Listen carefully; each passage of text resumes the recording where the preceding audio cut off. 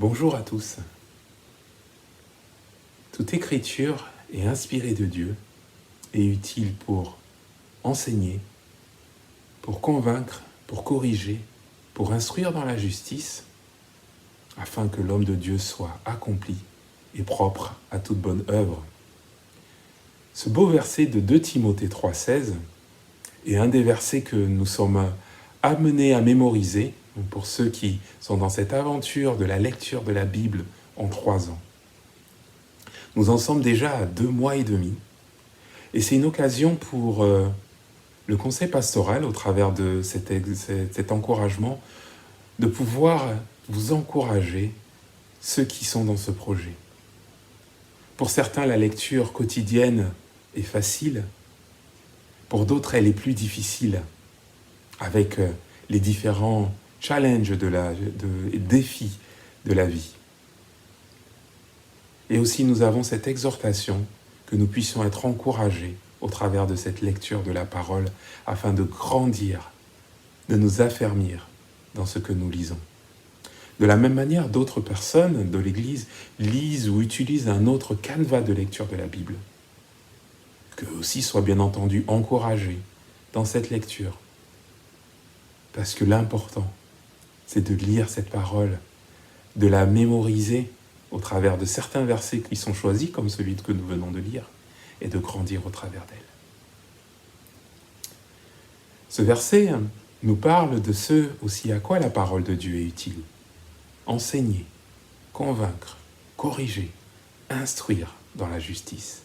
Et nous allons nous focaliser juste sur la partie enseigner, afin de pouvoir avoir un encouragement pour nous, pour tous qui enseignons dans l'Église. Je veux commencer premièrement par les parents, ceux qui ont justement cette magnifique responsabilité d'enseigner leurs enfants. Ce n'est pas toujours facile, mais c'est une des responsabilités merveilleuses que le Seigneur nous donne. Soyez encouragés au travers de ce passage nous parle de l'inspiration de la parole pour enseigner, corriger, convaincre et instruire. De la même manière, nous voulons aussi avoir un encouragement pour les moniteurs de l'Église du dimanche, les moniteurs des groupes Fusion et Buzz. Que le Seigneur soit loué au travers de l'enseignement que vous apportez aux plus jeunes et aux jeunes adultes, au travers de ce temps que vous passez, au travers de parfois ces moments difficiles aussi de pouvoir dégager du temps pour pouvoir le faire. Soyez renouvelés, soyez encouragés par rapport à cela et par rapport à ce que cela apporte à nos jeunes et les ancre dans la parole. Nous voulons aussi avoir un encouragement pour tous les intervenants au niveau des groupes de maison, des groupes de dames, au niveau du culte. Oui, tous les intervenants. Et ces personnes aussi ont l'occasion, au travers de leurs interventions dans ces différents groupes ou dans des différentes rencontres, d'avoir un encouragement, une exhortation pour le Seigneur. Oui, soyez aussi encouragés à ce que vous apportez puisse nourrir vos frères et sœurs et puisse les faire grandir dans le Seigneur. Oui. Nous avons aussi ce passage de 2 Timothée 3,16 qui nous parle de cette finalité, afin que l'homme de Dieu soit accompli et propre à toute bonne œuvre. Dans la seconde 21, la traduction seconde 21, il est dit « afin que l'homme de Dieu soit formé et équipé pour toute bonne œuvre ». Si je veux être danseur étoile ou danseur de jazz, il me faut me former, il me faut m'entraîner, pratiquer ce que j'ai appris, que ce soit théorique ou en pratique.